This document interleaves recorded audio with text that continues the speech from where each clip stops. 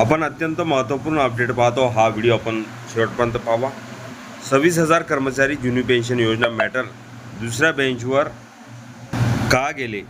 Old pension प्रकरणातील घडामोडीचा सविस्तर आढावा 30 एप्रिल 2026।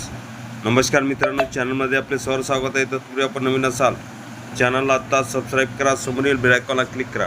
निश्चितच नवनवीन अपडेट अखिल तामोसर क्लासेस चॅनलमार्फत सतत आपल्याला पाहायला मिळतील। पाहूया सविस्तर।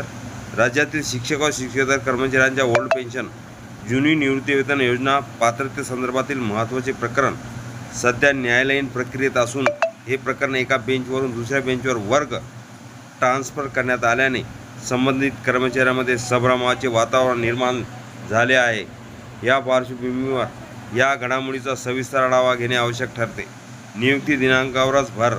ओल्ड पेन्शन योजनेची अंमलबजावणी ही प्रामुख्याने नियुक्ती दिनांकावर आधारित असल्याचे सुरुवातीपासूनच स्पष्ट आहे। न्यू पेन्शन योजना लागू करताना देखील हाच निकष वापरण्यात आला होता।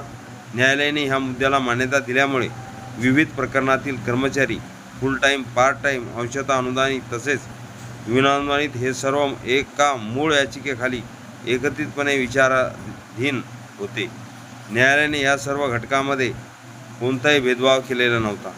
निर्णयाच्या उंबरठ्यावर प्रकरण नोव्हेंबर 2025 पासून ह्या प्रकरणाची सुनावणी वेगाने सुरू झाली होती।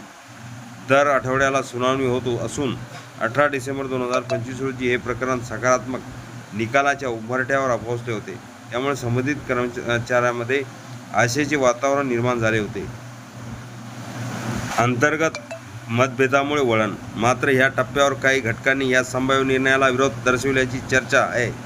निर्णय लांबवण्यासाठी न्यायालयाने एक प्रकरणाचे वर्गीकरण सेपरेशन करण्याची मागणी करण्यात आली आहे। परिणामी न्यायालयाने प्रकरणाचे 4 स्वतंत्र गटामध्ये विभाजन करण्याचा आदेश दिला। 4 गटामुळे प्रक्रिया गुंतागुंतीची। प्रकरण 4 गट झाल्यामुळे प्रत्येक गटाची स्वतंत्र सुनावणी घेणे आवश्यक झाले। त्यामुळे आधी अंतिम निर्णयाच्या टप्प्यावर असलेले प्रकरण मिसलेनियस आणि नंतर डायरेक्शन टप्प्यात गेले।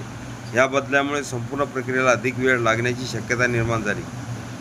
वेळेची मर्यादा आणि न्यायालयीन सुट्ट्या दरम्यान निर्णयासाठी उपलब्ध कालावधी अत्यंत मर्यादित होता। जून महिन्यापासून न्यायालयीन सुट्ट्या सुरू होणार होत्या। त्याचबरोबर संबंधित न्यायमूर्तीची सेवानिवृत्ती ही जवळ आल्याने एवढ्या कमी वेळेत 4ही गटावर निर्णय देणे व्यवहारी नव्हते। या पार्श्वभूमीवर हे प्रकरण दुसऱ्या बेंचवर वर्ग करण्यात आल्याचे समोर येत आहे।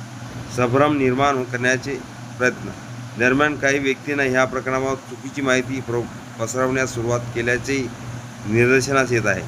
2015 मध्ये दाखल केलेल्या याचिकेला फ्रेश याचिका म्हणून संबोधले जाईल असा दावा केला जात असून त्यामुळे संबंधित कर्मचाऱ्यांमध्ये संभ्रम निर्माण होत आहे। संयम ठेवण्याचे आव्हान। या सर्व पार्श्वभूमीवर संबंधित कर्मचाऱ्यांना अफवावर विश्वास न ठेवता संयम बाळगण्याचे आवाहन करण्यात येत आहे।